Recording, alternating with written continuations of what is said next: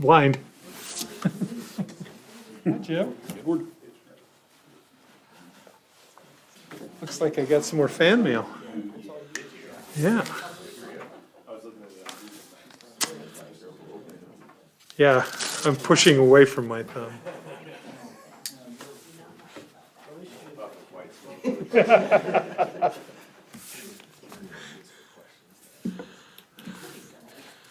Are you implying that my constituents don't love me?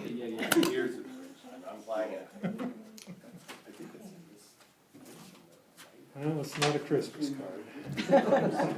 You gonna read it out loud?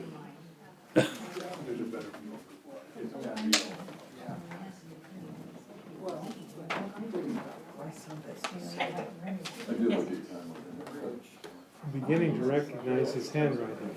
Same person?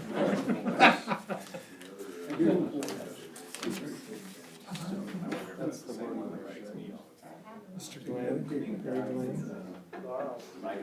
He signs kids.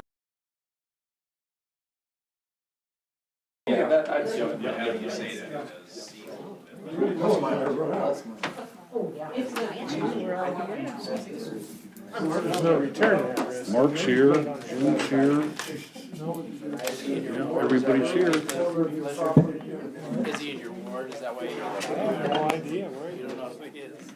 He just dislikes you or really likes you? Well, I'm gonna take. That's good. He likes you? Much better for my old eyes. I have Thanks. one person that likes me. Positive outlook. That's right. Might as well.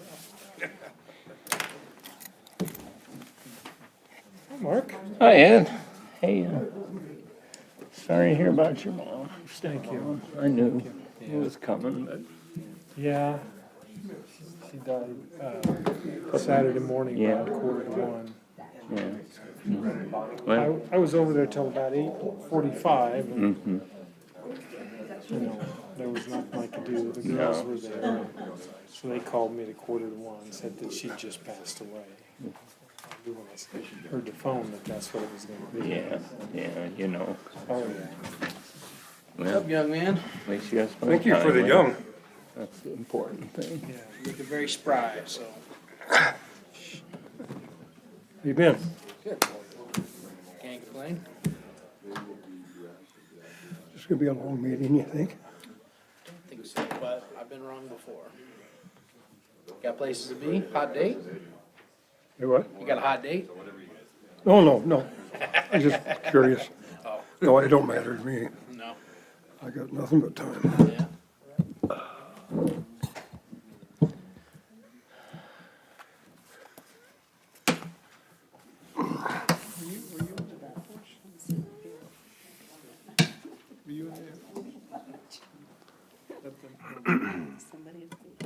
Well, good evening, everyone. Welcome to the Mayor Council Work Session here on Tuesday, December 14th, 2021, beginning at approximately 5:30 p.m., give or take 20 seconds. There is a current copy of the Open Meetings Act of Nebraska posted on the wall at the back of the council chambers. There will be no formal vote or action taken during this meeting. I repeat, there will be no formal vote or action will be taken during this meeting. Calling the meeting officially to order. Mr. Kibben is out this evening, and we do not have a secretary, so would you do a quick roll call for me, Terry? Sure. Okay. Woods, Here. Ed, Here. Carmen, Here. Garrett, Here. Nisley, Here. Ms. Tryon, Here. Bowles, Here. and Lucas. Here. Okay, let the record show that all council are in attendance. And since I'm creating the record, that will be easy. Okay. Our discussion tonight will be focused around a proposed annexation of the area that we would generally call the airport here in North Platte.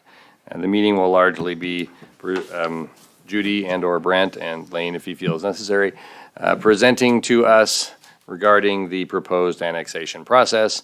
I'd appreciate if you guys would kind of let them work through their presentation and then ask questions, you know, either as it becomes relevant or once Judy and Brent are done. So, Judy, The floor is yours. Okay. Mayor, council members, Judy Clark, Planning Administrator. Hey, Judy, you want to get the mic a little closer to you, just for the folks at home? Okay. I know they're probably waiting with bated breath, so. Okay. So we're going to talk about annexation, and the reason we thought a work session would be really good is I did a little bit of research, and the last time that I can find, now my documents may be incorrect, but the last time that I can find that we've done this type of an annexation is back in 1977. So I would have been about 3 at that time. So now you know how old I am. But anyway, we've done annexations in the past, but they've all been what is referred to as friendly annexations.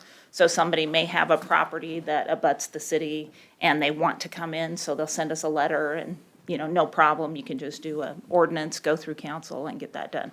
This is a totally different type of annexation. We did receive a request from the airport for annexation. The issue with just saying, hey, let's just bring them on in, they don't in any way, shape, or form abut the current city limits. So we had to figure out a way to get to that point, if that is something that the city wants to do. So Brent and I sat down and kind of took a look at it to see what would be the best options and how we would go about doing that. So then I started digging into annexation. So the first thing I want to do is just kind of go over the timeline. I didn't put this up on the screen, but I gave you a kind of an estimated timeline. Now, this is very much subject to change, because one of the things that we have to do is have a very good legal description for the property that we are going to annex.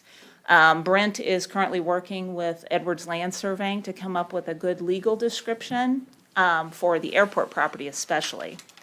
And we did already notice just today that there's a little piece on the far east corner that is airport property that we missed during the study, so we'll be adding that to it also. It's I believe a total of about 19 acres, something like that.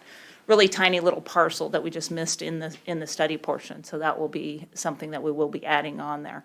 So if we can't meet the timeline to get this on the January 1st, these dates are gonna be kind of shifting. But this will give you the process of what happens. And the reason I wanted to go through the process is so you know that it's very transparent.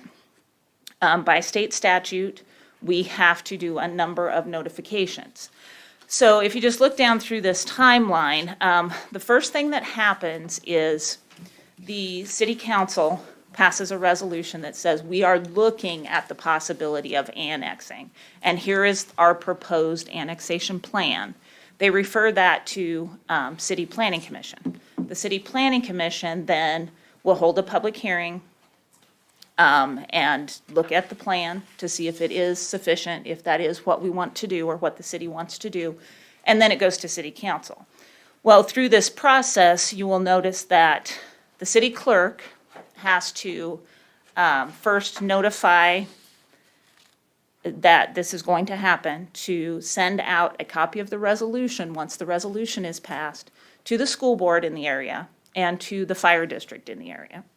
Then she also has to notify all of the utilities that might possibly be affected by this annexation. So NPPD will probably be notified, any governmental entity that provides electric service, irrigation district, those are some of the entities, natural gas. Some of those entities will be notified prior to the public hearing on anything. Then it's published in the Telegraph, both the public hearing for Planning Commission and the public hearing for City Council. After that, then, the city clerk notifies the affected property owner. So in this case, there's only 4 affected property owners. Erickson, the airport, Kroll, and then Central Public Power. So there's only 4, but they are notified. Then, a couple of weeks later, there's a second notification, because the Planning Commission will meet first in a public hearing, then it'll go to City Council in a public hearing. So between the Planning Commission public hearing and the City Council public hearing, there's another notification of the property owners. And this is all by state statute. Once that is done, then it goes back to council for the actual ordinance. And in this case, there will be multiple ordinances, and I will tell you why that's the recommendation, to do multiple ordinances. But it'll go back, and these ordinances, you know how on the bottom of your cover sheet, I always put, if you want to waive the 3 readings, you can do this and this. This, you will not see that, because with an annexation, you cannot waive any of the readings. You have to read all 3 of them. And that's to give everybody an opportunity to see it. So you can see from this timeline that you start in January, you don't finish till March. So it does take a little bit of time to do it. So that's just kind of what I wanted to do with the timeline, was give you some kind of an idea. So if we miss the January 4th deadline, that's going to push everything back a month. So just so you know where we're at with that time frame. Do you think I missed anything? Got it? Okay. So now I'm going to go ahead and, of course, on here is a map. We'll get to that map later, but I'm going to go ahead and just kind of run through, if I can find my mouse, kind of run through the draft study. And now, again, this is just a very draft. Things will change between now and when you see it again, because we do have to add another couple of parcel numbers to this. But this is just kind of where we go. Now, the reason we do this and why this is done by state statute, if you read Nebraska state statute, and it's specifically section 16117, and I'm just going to read it. This is the only state statute I'll read, so you don't get too bored. But the city council proposing to annex land under the authority of this section shall first adopt both a resolution stating that the city is proposing the annexation of the land and a plan for extending services. The plan adopted by the city council shall contain sufficient detail to provide a reasonable person with full and complete understanding of the proposal for extending city services to the land proposed for annexation. So that's what the plan is all about. And then there's a lot of requirements there. I'm not going to read through those, but it's basically to provide detail and make sure that a reasonable person can look at it and say, oh, this is what they're going to annex, this is why they're annexing it, and this is how they're going to do it. So that's what the purpose of this plan is. So, again, I'm not probably going to read this word for word, but I'm just going to run through the plan a little bit. So the first couple of pages, of course, you have a table of contents. This first section here is just kind of, it talks about how we've made the decision that, yes, this is possibly a good thing to annex. We look a lot at our comprehensive plan. And we did a comprehensive plan land use update and a comprehensive plan annexation update last year in 2020.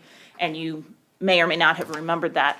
But we did that, and so when you're making decisions like this, you always go back to your comprehensive plan. And it's very, very important, being a planner or being in the development realm of a city, that you have a very up-to-date and good comp plan to work from. That way it gives Planning Commission a book to look at to make really good educated decisions, and it gives you all the same type of information so you can do that. So this just basically is telling you, we went back to the comp plan, this is what our comp plan said, and this makes certain things eligible for annexation. So that's what those first couple of pages are. You get into the next section. What I did with this was I went through Nebraska annexation laws, or statutes, state statutes. And why it says select is I pulled portions of those state statutes that I felt were fairly pertinent to this particular situation. So instead of giving you a plan that has 32 pages reciting state statute, I just pulled those ones that actually kind of pertain to more of a local annexation. You can read through those. If you have any questions with those, I can help you out, or we can pull out the whole state statute and look at that. So that's what this next section is. In order to annex properties, I'm going to stop here at this section. There's a couple of terms that have to happen. So the property has to be adjacent and contiguous to current city limits. And it also has to be considered urban and suburban in nature. So that's what these court cases are here that are on the screen: Witham versus the City of Lincoln and Johnson versus the City of Hastings. And the Nebraska Supreme Court has actually been making decisions on the legality of annexation since about 1933. And these are some of the court cases that have come down. And Supreme Court, if you know anything about Supreme Courts and Supreme Court decisions, they base their decisions off of precedents. So what was decided in 1933 is generally still the norm in 2021. So anyway, to be adjacent to city limits, so obviously it's just next to or adjoining. To be considered contiguous, it means it's sharing a common border. And I'll talk a little bit about that here also. And then urban and suburban in nature. So that's what these next Nebraska Supreme Courts talk about is Sullivan versus City of Omaha, Voss versus the City of Grand Island. A lot of people will say you cannot annex vacant ground or you cannot annex agricultural ground. You can, as long as you can show that it is urban and suburban in nature. It can still be used and utilized as a cornfield, as long as it can be proven that it is urban or suburban in nature. So in the planning world, when I joke with planners, we talk about city corn. That's what that is. It's urban in nature, city corn. So it's kind of what we do a little bit. But and so these state cases or these Supreme Court cases just kind of give the backing for what is urban and suburban, what is adjacent and contiguous, those types of things. The next page, page 9, I believe it is, we get down to, and it's kind of the methodology. Brent and I sat down and talked a lot about how we were going to do this.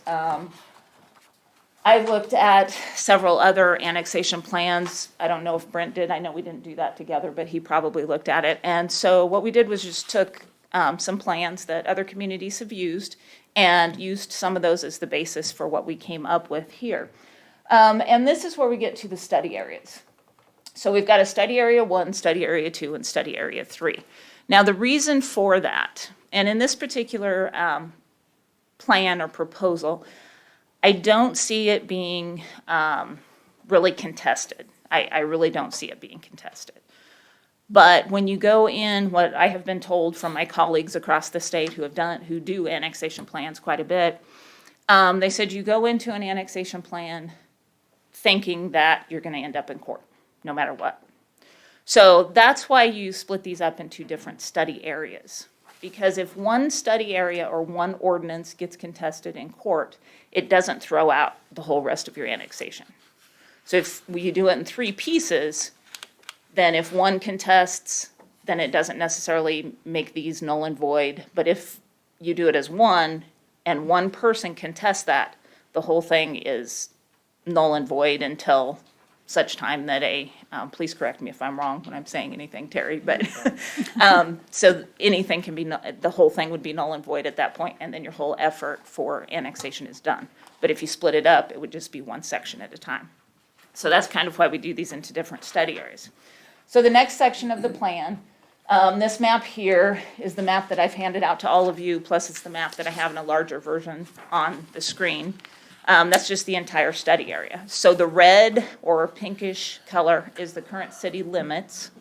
It doesn't show up, I don't know if you can see where my cursor is, but the city limit line doesn't show up right here, but it is right along this yellow line is the city limit line too. So it goes up like that, right along that yellow line.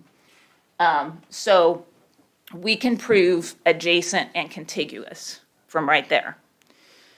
So we've got the adjacent and contiguous. The next thing we got to look at is, are these properties urban and suburban in nature? An airport would definitely be urban or suburban in nature. The sand and gravel operation, if you look at the definition of sand and gravel operations in one of these court cases and then also in our comprehensive plan, no matter where those are, they are considered urban and suburban in nature. So we fit the idea there of that. So the next page is, what did I do? I swear I know how to use a computer, but this thing messes me up every time. Okay, so the next page here is then just your study area 1. So this is that first property of Erickson's property right along there. It's obvious, adjacent, and contiguous. The next page is kind of the overall analysis of that particular property. We put it in a I don't know, a chart like this, because I just thought it was a lot easier to understand, because you can see which parcels are there, what's the valuation of the property, what's the current zoning of the property. And this section where it talks about the state statute, it says it's the opinion of North Platte City staff that the tracts of land meet the criteria of the revised Nebraska state statute in regard to urban or suburban, and they meet the definition of contiguous and are eligible for annexation. So that's kind of the state statute that it goes. And then you go down here and you see the zoning. And then there's a section for what it would cost for utility costs. And I don't know, you want me to keep going? You want to jump in? Brent worked with the utility costs and what would be there. So that's what this next kind of section is. And we wrote down some information as to what would be there, so. And I'll just jump in a little bit on the utilities portion. What we looked at is, excuse me, my name Brent Berkland, the city engineer. Just for anybody here, and good to see council, mayor, thank you. What we looked at on the utility side was each of the parcels or the study areas, what was available as far as public water, sewer, electricity, those type of things, infrastructure-wise, because we're required to provide a reasonable plan, if they're not serviced, how they could be serviced. And so if you're on the other side of a mountain, a granite mountain, you can't really get water and sewer through there very reasonably or cost-effectively. That's not the scenario we're looking at here. This first study area, there's sewer running diagonally through the property, and then there's water along the south side on 4th Street right now. So that parcel of ground, that study area 1 has water and sewer available right now, as it is. Also, the other thing that you have to look at is services that are provided by the city and as to whether or not that's going to have an impact on city providing services. So in this one, they are serviced by the Lincoln County Sheriff's Office for police protection, so that would change a little bit. We would have to then pick them up for police protection. But the way the police work is they kind of have, where the sheriffs pick up, the city leaves off and that, so they kind of work well together anyway. North Platte Fire Department is the primary provider for advanced life support services, and the rural fire district, they're part of the rural fire district. So a lot of that won't change. Another thing that won't change is your planning, zoning, and building. We already have in a 2-mile jurisdiction, city, they are under city jurisdiction for planning, zoning, and building. So there's not really going to be much of a change there. One of the things that would change would be code compliance. There's going to be additional, out in the county, you don't necessarily have code compliance when it comes to nuisances like junk cars, weeds, that sort of thing. So that would increase a little bit of some code compliance efforts. The fire department, like currently at the airport, a lot of people would think that would really increase some of our services that we would need for the airport. But I believe the airport has like their own fire people, fire services, firefighters out there, and they do supply a lot of their own policing also. I think the police department already goes out there when there's emplanements. But other than that, a lot of those things are taken care of by the airport itself already. So that's not going to have a huge effect on city services. So this is study area 2, which is basically just the sand and gravel operation. It again also is contiguous and adjacent. You can see where it touches the city limit line there. And then again, a similar evaluation as to what the valuation is, if it's the opinion, is this eligible? Again, what the zoning is. And then this one does have some water and utility, some costs that would be associated with extension. Do you want to talk about that? The study area 2, it shows as one kind of rectangular type shape in yellow. But what it is 3 separate parcels, I believe, is what it shows on the county GIS. So what we looked at on our study information is assuming that 3 different individuals could potentially own all 3 parcels separately. Right now, all 3 are owned by the same entity. It's Kroll used to be Western Engineering, so there's the asphalt plant, their aggregate, and then their gravel mine. And so there's 3 separate parcels there, so that's what we looked at as a potential theoretical extension of utilities. So what we're looking at is extending water and sewer along Highway 30/4th Street, just on the south side of the property. Now, if that's all combined into one, that number would probably be quite a bit different. But for big picture, we looked at all 3 parcels being separately served by 3 different owners.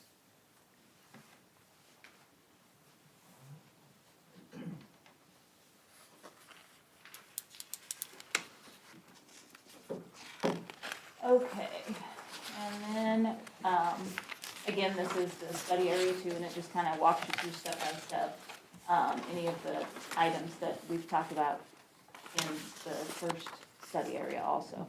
So then study area 3 essentially is either airport-owned or city-owned property that's at the airport. So, we will have to add, 19 more acres on here that we had missed, so that will be added. And again, we set up another chart to make it pretty easy for people to understand what's going on with this one.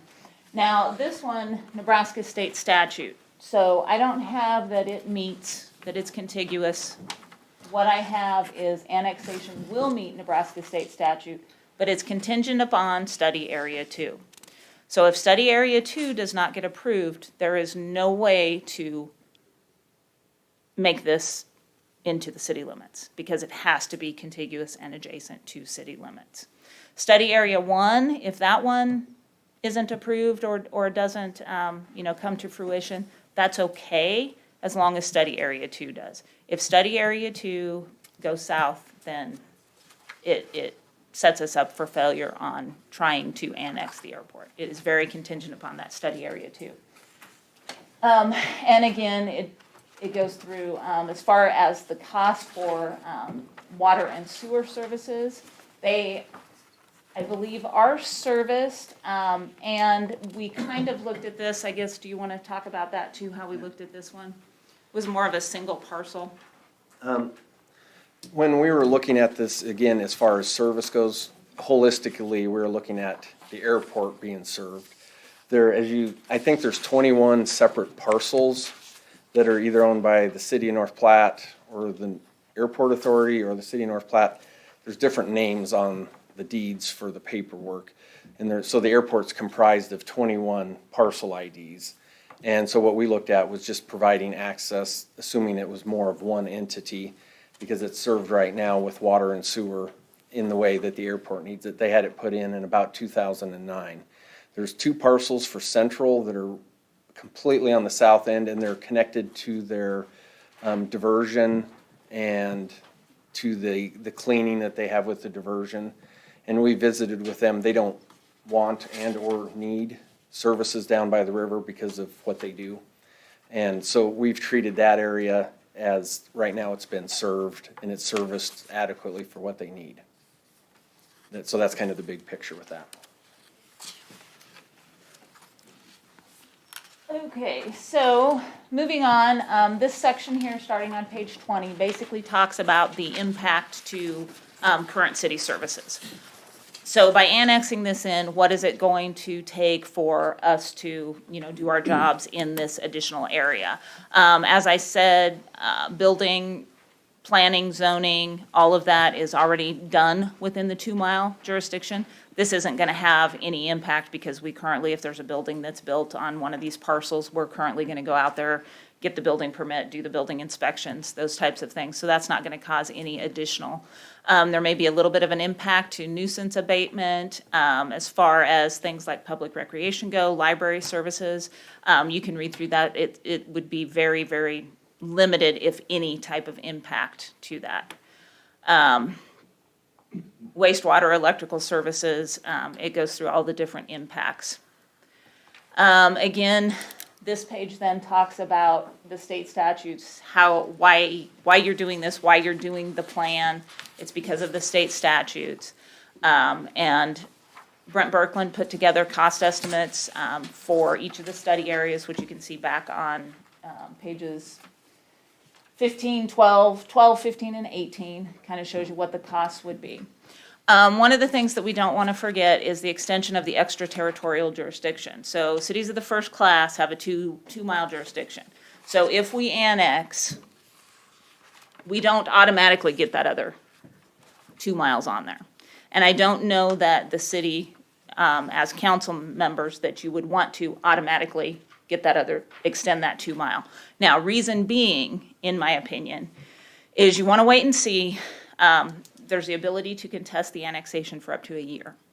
So you want to wait and see if that annexation is going to be contested. If that annexation is not going to be contested, then you go through steps to secure that 2 mile ETJ or extraterritorial jurisdiction, which then would probably cause a bit of an impact to planning, zoning, and building, because that would be additional areas outside that are not currently inside the city's 2 mile jurisdiction.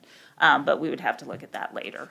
But my recommendation would be not to automatically go ahead and extend that, because if something happens, then you've got to go back and take it back. So that would be my suggestion with that part of it. But we do want to remember that it's there, and it's something that we probably should take in the future if this annexation would happen to go through. Here's an example, and I don't think we have aerials out that far. That's why you can't really see how far that 2 mile jurisdiction would go. But this gives you an example of how much further out side of the airport the new 2 mile jurisdiction would be if at such time we do take that 2 mile jurisdiction.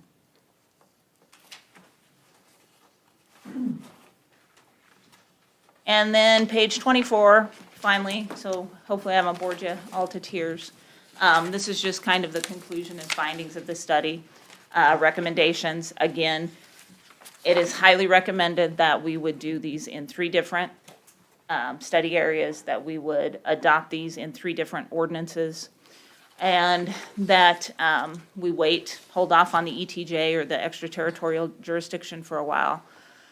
And we did talk about that. And then here's a little chart with what our current mill levy is, and then the recommendation. So you see, study area 1 is appropriate for annexation, study area 2 is appropriate for annexation, study area 3 is appropriate for annexation, but it is contingent upon annexation of the area number 2. And that's the end of the study. Thank you, Judy. Yeah, Oops, thank you, Judy. no problem. You guys have any questions? I do have one question real quick. Sorry, Brad, Mayor's privilege.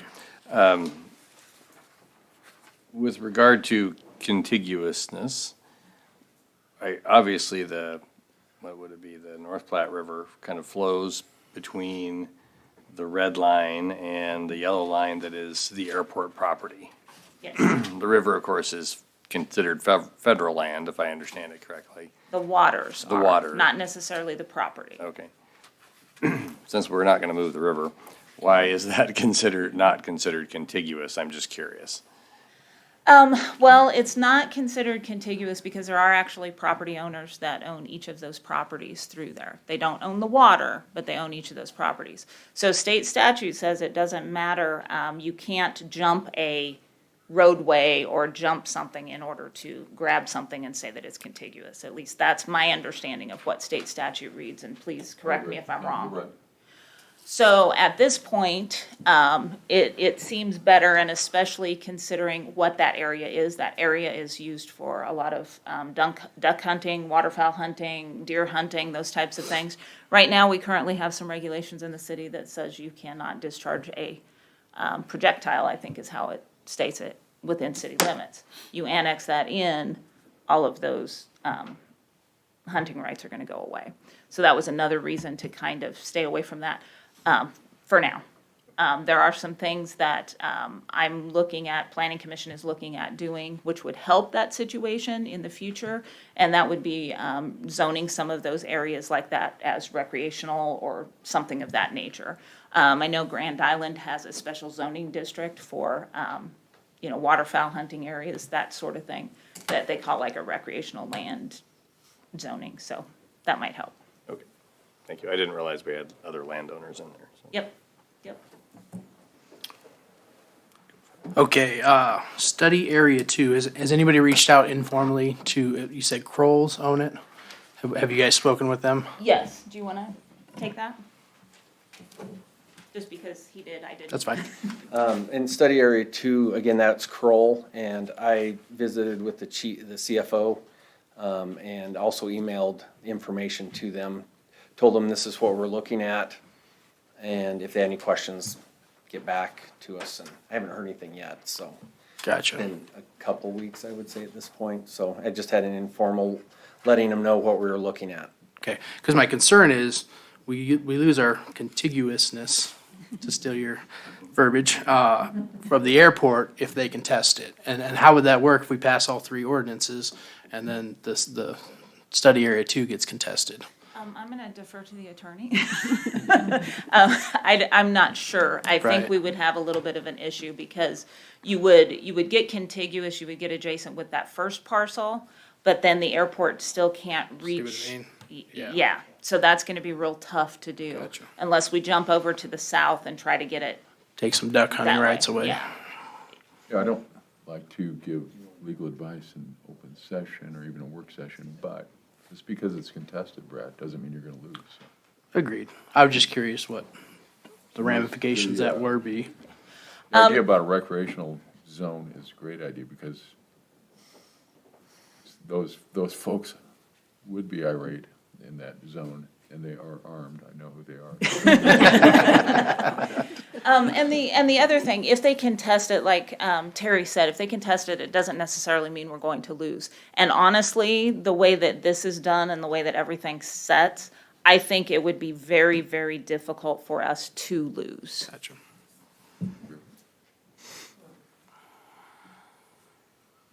I've got a really long list, so you can tell me when I've blown my number of questions, but anyway, first I've been contacted by a number of the people. There's a number of different landowners, I think you identified that, but even though that sliver in the middle doesn't look like that big a deal, that's a big deal to a lot of people that recreate in that area, and there's a number of them. To say the least, because they've all been calling me concerned about this, and rightfully so. Okay, and so what would the impact of taxation look like at the airport? So would that mean things like would fuel, taxable items at the restaurant, plane tickets, rental cars? I mean, what's that all gonna look like? Sales tax is gonna have an impact, and Brent and I were just talking about this earlier, and I think he was talking to Gary in the audience here earlier. But yeah, definitely sales tax when it comes to the restaurant. I'm not sure, I don't fly very often, so I don't know what there is as far as sales tax on tickets. I would believe there would probably be an impact with rental cars, those types of things, but anybody else have any answer? Visiting with Gary on the plane tickets, it's more of a federal fee. And same Okay. thing with, it's similar to fuel tax. Okay. You know, we don't get sales tax on fuel tax. It's a state federal, and so it's parallel in that respect. So I don't think there would be anything, it'd just be on the things that we'd have taxed normally on sales, car rental, Okay, things like that, concessions, restaurant. okay, so it's kind of minor things at this point unless more gets developed Yes. out there that's taxable. Back to that 2 mile, that was one thing I was looking at. I'm glad you clarified that. So the 2 mile, because we could catch some residential areas which would have some similar attributes to some of the challenges we have on Walker, Eugene, in that area, Yes. which is kind of the acreage type homes and buildings. And so that 2 mile doesn't just automatically kick in at any point or anything like that. You actually have to change your rim. Huh? Yes, yes. Really? Yep. Do we have other areas of the community today where the rim could be changed but hasn't been? No, I don't Okay. think so. The few annexations that we've done that have been, what I call the friendly annexations, didn't go out far enough to make it extend. So, no, we don't have any that still need to be changed. Okay. Who generally pays for survey work, legal work, like the utility plans that, if you don't mind just going through a little bit about what costs the city bears with something like this? as far as like this plan entails? Yeah, so would the city entail all costs associated with completing the annexation process? I believe so. Am I believe, yes. As far as the costs go right now, up to this point, it's been staff time. As far as creating the plan, getting an engineer's estimate of cost. There is a portion on the boundary description of the annexation, and the airport property is complicated. There's holes in how everything's done, which is a whole separate issue. But that's a piece that would be a potential cost of having a boundary description. From a city side, it would be more of staff that we have, and I don't know exact cost, but maybe $1,000, $2,000 for a boundary description of the annexation. And so I think that would be the only cost at this Okay. point that we would have. So some development related costs, but nothing that's earth shattering necessarily. What about the utility, like, for example, the estimate on the Kroll site? How does that, who pays for that and when, and how does that work? Now, and again, that is, honestly, it's a high number from my standpoint, but it's assuming there's three, if you look at the parcel, could you switch to the second one, maybe it's zoomed in a little closer, is that a possibility? I don't know. We're here, you want me to go here? Is that where you're looking? Figure, it would be the Second one? the second study map. Yeah, and I realize it's maybe inflated because it's got 3 parcels there. If you look at the rectangle, the water right now is at the corner of, I want to say 4th or Highway 30 and Newberry. It's on the northeast corner. It's on Kroll's side right now. And what we looked at in the sewer is over by Boselman Tank and Kroll's ready mix plant. That's where the sewer's at. So it's across the highway. So what we looked at was extending the sewer across the highway, and then the water would be extended parallel to the highway.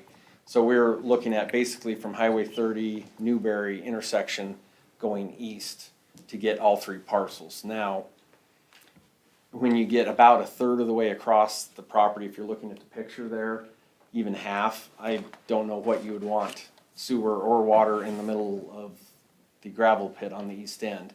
But to be thorough with the property, we just assumed extending it all the way to the east. And so that was the plan cost that was shown. In the way that utilities are paid for, there's a request for service. Okay. And just like the other areas in town, if someone doesn't have water and sewer, they can request it, and the process is usually it's an extension of services, so it would be an extension district. And as everybody else in town has been presumed or has happened, is then they have a district, and then the property is assessed the benefit or the cost of paying for it. And so there's a kind of a balance. Right now, these guys are on a well and septic, I believe. And so if they wanted to be on city water sewer, the city could pay to put it in and then assess them the benefit, and they pay the costs like the other districts that, again, you all have been part of. So you get kind of into that extension connection Correct. versus issue depending on what you're doing. So like if somebody was developing, say we're on the end of the airport property and wanted city services, then that could create a situation where you've got to go across their property or something along their property. That's a potential. The airport right now on Lieber Drive, if you're familiar with the east-west one, the water and sewer parallel that going east and Okay. west right now. Okay. And The one thing to remember too about this plan, and we're talking about water and sewer, we're required by state statute to make a plan to provide those services. That doesn't necessarily mean that we're gonna go out tomorrow and put those services in and pay for them. So it's just the plan to provide it. So like Brent said, they would request it at some point, maybe, possibly, and they may never request it. So the plan just has to be in place, but it doesn't mean that we're gonna necessarily immediately do that. Okay. What is the status of the utilities on the airport? Are they obviously power is provided by the city, but what about the others? That's a good question. The electric is all municipal light and water out at the airport. And the water and sewer were put in by the airport in 2008, 2009. And the water comes up the west security gate and then goes along Lee Bird Drive and stops at the security gate about at the FBO at the east end of the parking lot. The water stops there and so does the sewer. So the water and sewer are on Lee Bird Drive and it services all the buildings that the airport has wanted up to this point anyway. So they have their own well and their own sewage? No, this is all, they're all on city water and sewer right now. Okay, thank you. And so that, they built it, paid for it, and then dedicated it to the city in 2009. So it's all city standard water, sewer out there right now. And the city, all of that is city served, meaning everybody has their own water sewer bills. It's metered separately. And municipal light and water takes care of the water, sewer, everything out there right now. It's city-owned facilities. Are there things that our city gets charged for by others that's based on the acreage of our city? Like, for example, what MPPD charges us or our insurance provider, or are there many items where somebody looks at our acreage and then assesses us any kind of costs based on our acreage? Mayor, Council, Lane Gross, Public Service Director. As far as insurance, we would only pay insurance on city properties, and being that the airport already has separate insurance, that wouldn't affect our insurance rate. There may actually be some benefit as far as the highway agreements, because we would be taking on roughly 4 miles of highway as far as snow removal and just general upkeep. And because that's all based on lane miles, there'd be some possible advantages for the city there. We have talked with the street department as far as, snow removal on that stretch all the way to the end of that on the highway. And actually, moving snow on a highway is a lot easier than moving snow on a street, because you can go faster and throw the snow farther. And so we're maybe talking an hour worth of labor each snowstorm each way. It wouldn't be a big impact that way. And I don't see a lot of negative financial impact. And as far as utilities, since we're already serving that area, it just makes sense. We're also looking at some extensions as far as another well in that area to come back into the city and things. And so there's not any detrimental effect, and utility as far as electric is already there. Can I cut in real quick Please, while yeah, go Lane's ahead. up there? Because I was curious about snow removal also. Highway 30, understandably, so we would have to take that over. How about on airport property itself? I know the airport does that, so that's contracted out by the airport authority right now. Being those are not city streets on airport property, that would not fall under the street department jurisdiction. Okay, so even Liebert Drive? Right. Okay, wouldn't be city streets, okay, Right, at this time, unless we would decide to make that a dedicated city street in the future, but at this time, it would not be. okay. Thanks. Yeah, my last one, I know that airports, I don't really understand how airports are funded that well, but I know it entails federal grant monies and essential air service contracts and payments and different things. Does being in city limits alter any of that? Would the city would we be more involved with grants they write or anything in their funding? Do we know what that will look like? Anytime properties are in the city, they're always opened up to more types of funding, because cities just tend to get more grant types of funding than what counties do. And again, I'm not particularly familiar with airports and how they get their funding and stuff, but yeah, it does open up some benefits. Yeah. In general, I would agree with what Judy was saying, that there is a pretty significant difference in the options available for cities versus county, just partly because of sheer population base, and that's where a lot of it is driven by. But I don't know on the airport funding, a lot of that is the FAA. And if you look at, some of the major metros like Chicago or O'Hare, it's in the middle of the city. A lot of that, I don't think the jurisdiction matters per se as much as the emplanements and those type of issues, so. Yeah, I think I'm finished. Thank you. That was really good.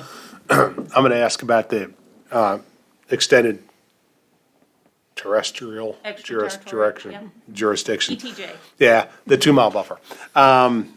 So did you say that that's voluntary? So you recommended that we didn't take advantage of that, right, if this were to pass?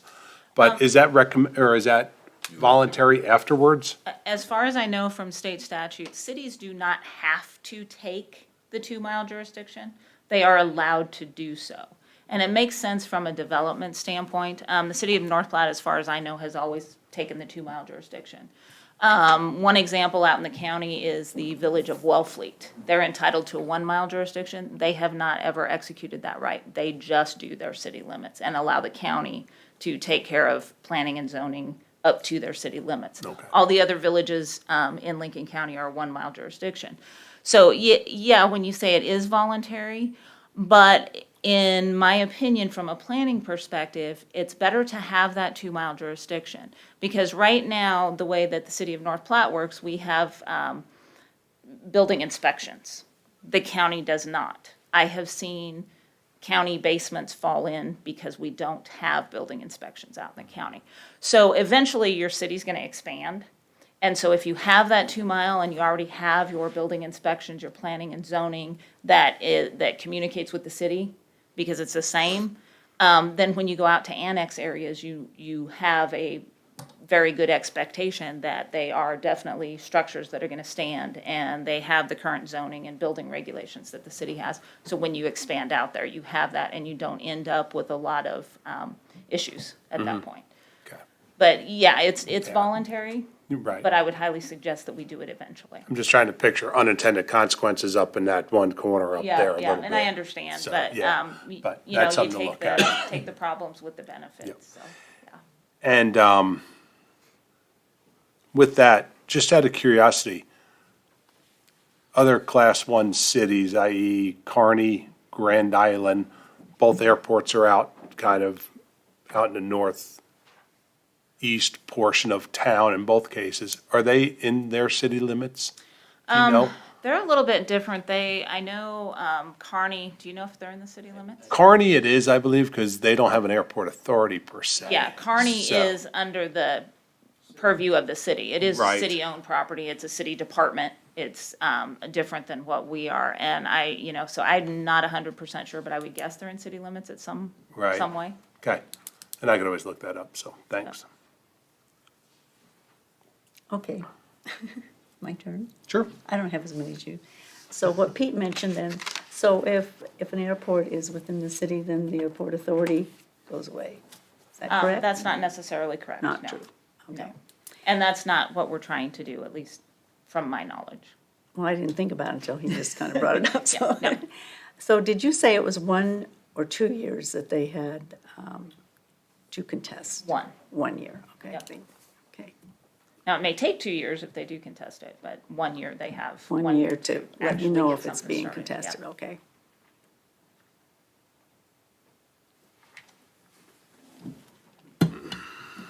Judy, a couple questions. The map doesn't go past current city limits, the bottom of the page. I don't know. Okay, are you looking on the entire study area I'm looking map? on the entire map, Okay. yes, figure 1. Okay. How far south does the city boundary extend? It goes all the way down to, Walmart Distribution Center is in city On the limits. east side? On the east side, yes. Okay. On the west side, it's north of the river, I believe. I would have to pull up a map, which I can probably do. Kind of give you an idea. Or just type in North Platte and that'll give you a good one. Google. So Paulson's and Alter Metals are in city limits? Yes. Okay. And are they supplied water and sewer and electrical? Okay.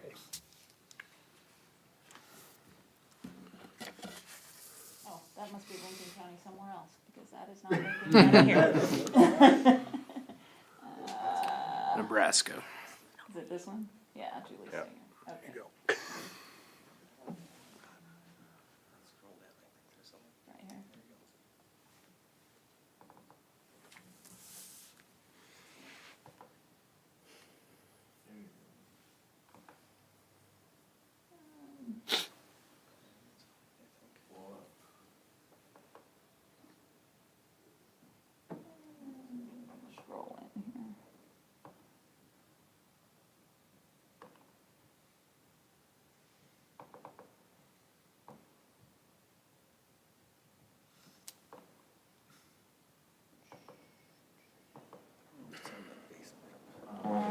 should be right here. Okay, so you can kind of see. It does come, so Love's is in city limits too, I believe. And then, right south of Love's, so this is where Love's is pretty much right here.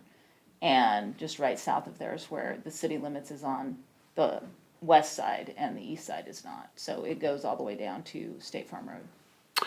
And so on the north side, that's the blue area that's city limits? Right here, yeah, kind of. This map is kind of tough, but yes. So north of the interstate, how far north does that go? All the way to, how far north does that go? So this is where it gets a little, Well, okay, let me clarify the question. Up to Highway 30. How Okay, far, up does to it go Highway all the way to 30. Highway 30? yes, so you go all the way up in here, because this is the city sewer lagoons. What did I just hit? If you run over that thing, it does. No! Go away. Okay.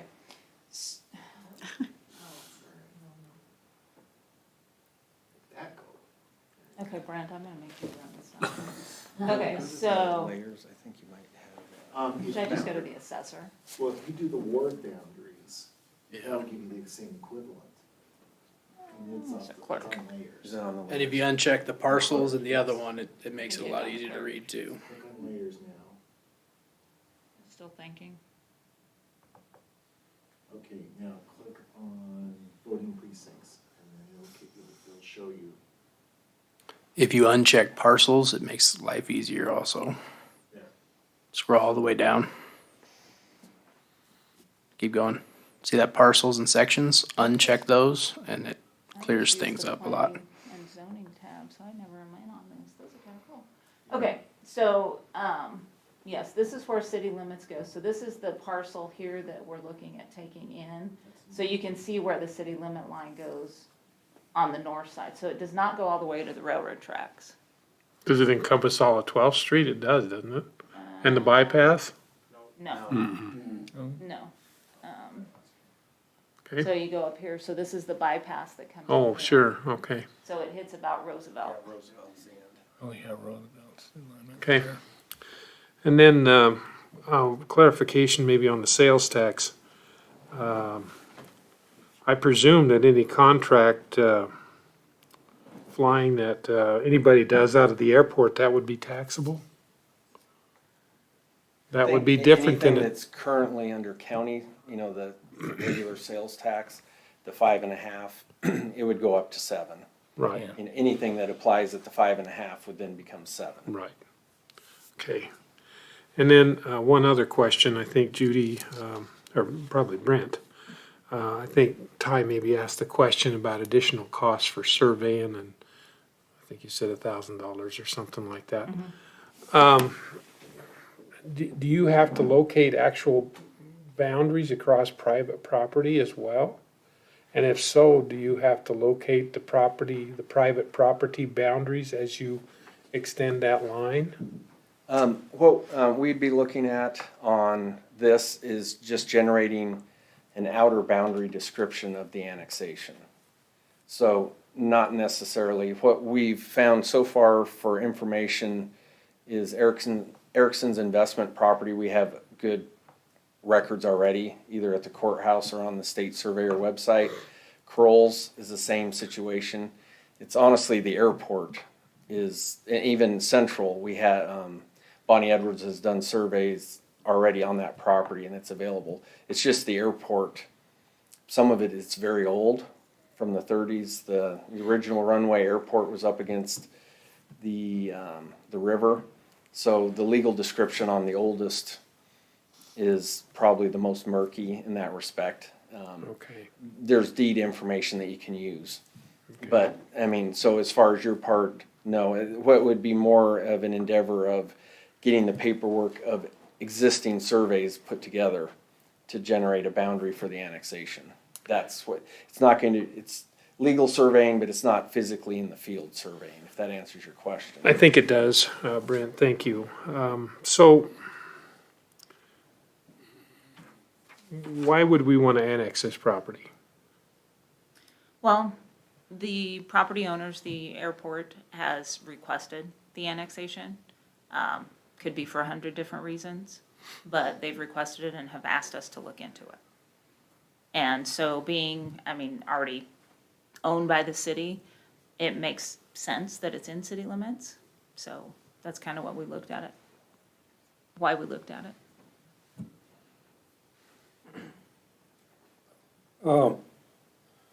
Quite some time ago, we talked about our annexation plan. I think it was like a 5-year or 6-year plan, something like that. That we anticipated that we would want to do annexation according to that plot or the way we thought about that. And was the airport part of that discussion? So I think you're probably referring to the update of the annexation plan in our comprehensive plan. And that was just kind of an overall view. And yes, it was part of that as, I remember the map where it had like some green areas, some blue areas, some red areas. And yes, that was part of the overall plan for eventually annexing in some of these properties.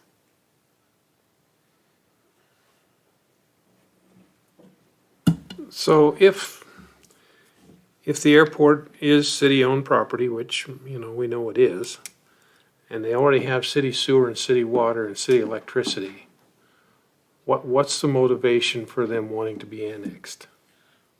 I would probably say we would have to ask them specifically what their motivation is. Again, it could be 100 different reasons. It may be funding sources.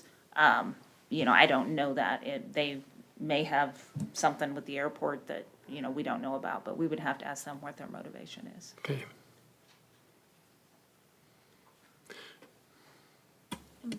Mr. Mayor, could I make a quick comment on that? Sure. Ed, one of the discussions we've had prior, and I don't know, in the newspaper article, there was talk about a particular development project, but I know for many years, the community's talked about that this is acreage that is really part of the city, with it being the airport authority and city airport and all that, and that the TIFable ground limit is 35%, correct? That is correct. And so one of the strategies of this is, I think, give the city more flexibility. Now, I know you and I are often on different sides of the fence when it comes to TIF, and we're not here to debate that tonight. But I think one of the positive attributes of this is giving the city more cushion for consideration of areas that qualify blight and substandard, which then makes them eligible for TIF and micro TIF, which I think is just as important as talking about TIF. And so I think, if you look at the acreage of this, it's a big percentage of the city. It's a big growth. And so we're starting to tighten up on that flexibility. So one of the big advantages I see on this is trying to get, as a community, getting more flexibility. Of course, each of those projects has to meet their own criteria on their own merit and is their own. You have to go through the whole process, but I would like to see us get some more cushion on that acreage because of how tight we're getting on it. And I especially think that's an issue if we were to come and look at various existing neighborhoods with the micro TIF program. And what I did look at that before this meeting. So we're currently sitting at 26.4% of our community that is designated blighted and substandard. This would add approximately 1,977 acres to the city of North Platte. So that would drop us down to about 21.64% of area of the city that's blighted and substandard. So that gives us quite a bit of wiggle room in the future. And I don't think this is necessarily a TIF debate on this item, but to me, that's an important item with this. I'd add one other comment also. Annexation is another sign of a healthy, vibrant, growing city, and businesses that we're trying to recruit, they look at those kinds of things. Are they growing? Are they stagnant? And we've been stagnant for a long time, so this is another sign that shows that we are moving forward. So I feel like this is very important.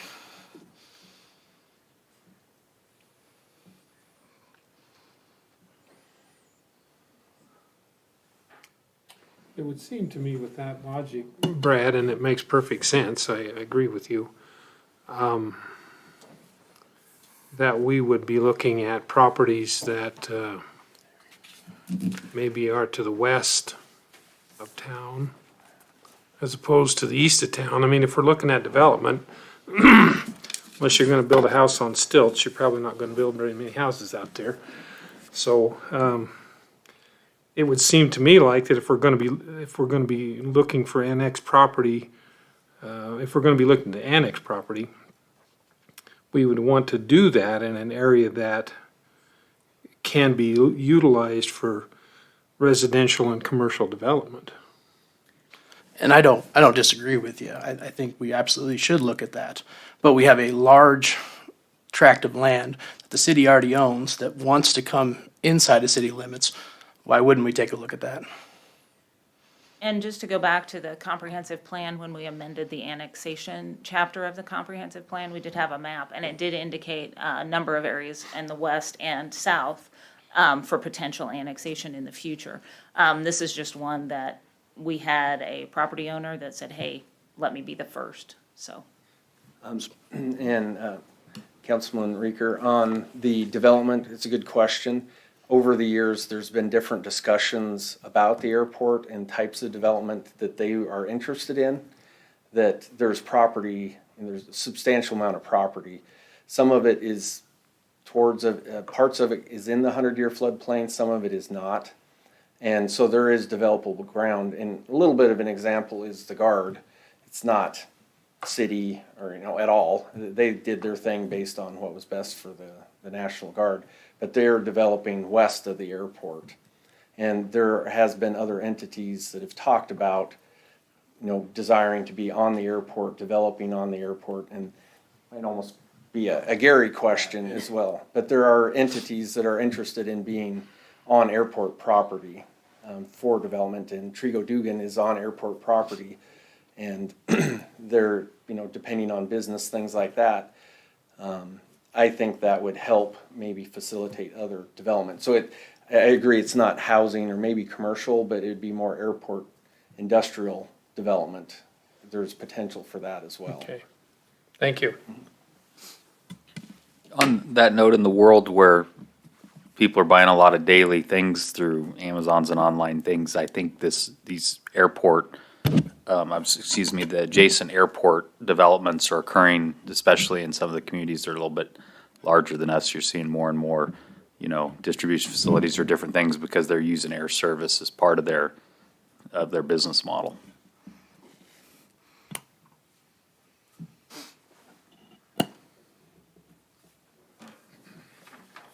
I have a question.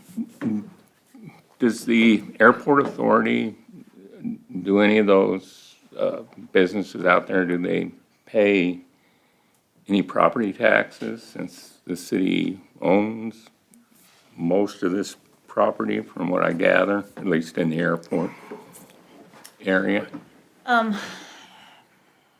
Boy, I would really have to check that out to tell you for sure. Sometimes they would possibly pay on that improvement, maybe not necessarily the land, but pay on that personal property improvement. Well, yeah, I talked to the Department of Revenue today, and they weren't real sure either. They told me there was one hangar out there, Nebraska land hangar, something like that. And they did pay on the building, but like I said, they weren't too sure either, so that's why I asked. We can try and check that out for you and see what we can come up with. I believe that the airport authority, we've talked to them, that I think it'd be good if they're at, when we get into the public hearing portion, that they, they could explain some of, the way that, because airports are a little bit different. Yeah. How they operate, they're different than a lot of entities. They're kind of their own unique thing. So they could share some of, how they do things, facility-wise, et cetera, which might address. Yeah, that'd be your question. helpful. That's why I went and asked, because with it being the airport, I'm like you guys, it's a whole different animal, and I wasn't sure how all that worked. So. Mark, I could address that hangar specifically because the company I work for owns that hangar and uses it. And we were not able to buy land at the airport, but we leased land from the airport, and then we built the improvement and own the improvement and pay normal taxes on the value of that improvement. Yeah. Yeah. Yeah, that's what I thought. Yeah, I asked him, because that was it. I didn't know, with it being the city land, I didn't figure they paid property taxes. But I didn't know if they leased it and had to pay, it's just, Yeah, my understanding is, I know in our case, I think we just pay taxes on the value Yeah. of that assessed improvement. you do, from Yeah. what they told me. Yeah, just No, on the it's a lot, improvement. too. Huh? It's a lot, too. Well, I would imagine. It's an airport. I'd say that the major issue is gonna ultimately be the benefit exceeds the cost. And if the benefit exceeds the cost, then I think we need to seriously think of doing it. I mean, I'm kinda like everybody else, we own all that property out there, it ought to be in the city limits, in my opinion, I mean, we get a little bit more control that way.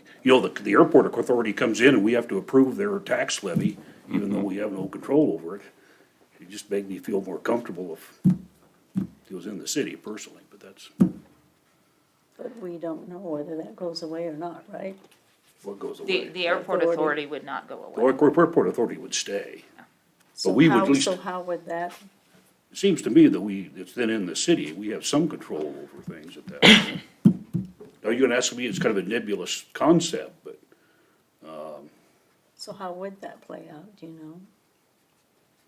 Right now, the operation of the airport is delegated in ordinance to the airport authority. So the city annexing the airport is not going to change that at all. But I think what Ty mentioned too, there's at least one business out there that's built a building, there's a lot of development area out there that would increase tax revenues, plus increase business. We have some possibility, I would think with what we have going long-term plans with meat processing and stuff, that there's gonna be other businesses gonna be interested in, I think we gotta think that way about it.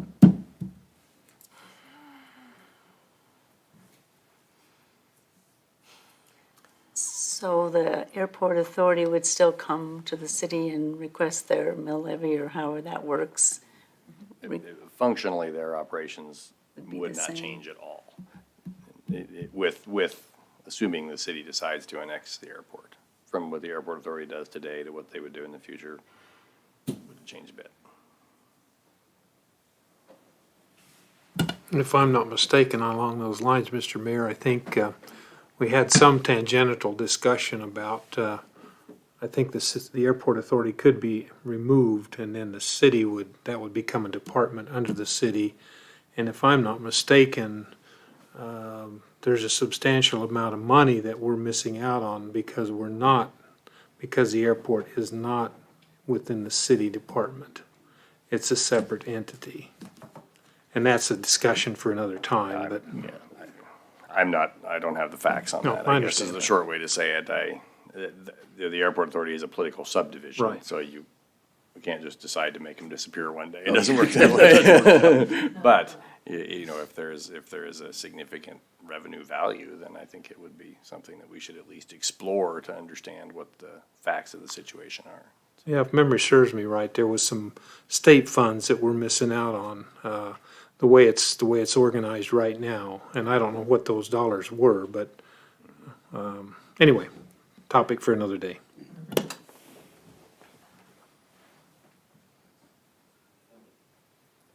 Anyone have any other questions? Just a comment, looking at big picture and what North Platte is working down the road of becoming.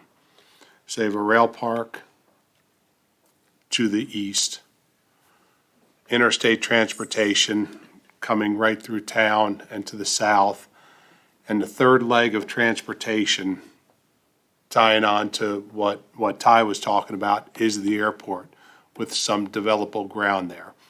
And big picture, big scope, who knows what 10, 20 years down the road brings. But us bringing this in gives us much better options to have all three legs of transportation within our city jurisdiction, kind of with the rail park being outside, but still having it being a viable asset to the city. That's why this kind of makes sense to me here, so. I'm glad we're having this discussion because quite frankly, I hadn't even considered that. And that's that's one of the benefits of getting together with these types of meetings, because none of us thinks of everything, or at least I sure don't, so. Well, to share a little more about our specific situation, and every business is different, but, we have operations in Wyoming that we are unable to keep fully staffed as a company, and so we made the decision many years ago, we need to have an aircraft to make that bank viable to where we can move employees from Nebraska to here. Well, we were in a situation where we could lease space from Trigo Dugan for the hangar, and which was fine, but you would be constantly moving around with the air traffic that they had in. So for us to have our own hangar it leaves a lot of time, energy, risk of damage to your aircraft, whatnot, and you can't put that across the road.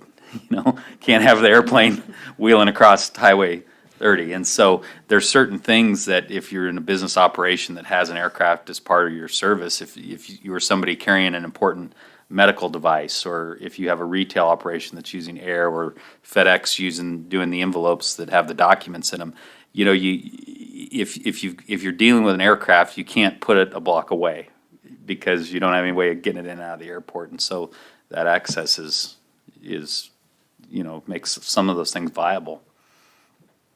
Although with the Pilatus, you could have built a grass strip south of town and taken off out of that. But you chose not, no.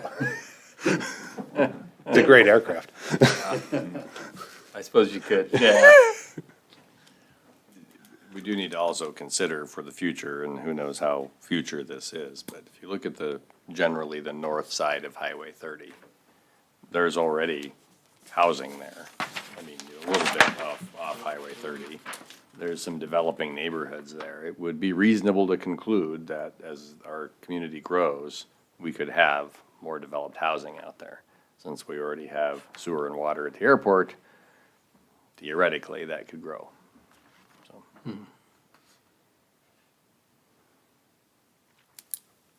Anyone have any other questions or thoughts?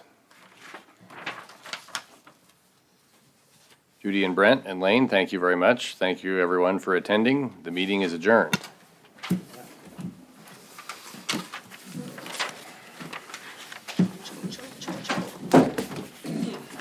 Ed, I'm sorry to hear about the loss in your family. Yeah. I appreciate that all. I think it's Pretty coming fortunate green, having so that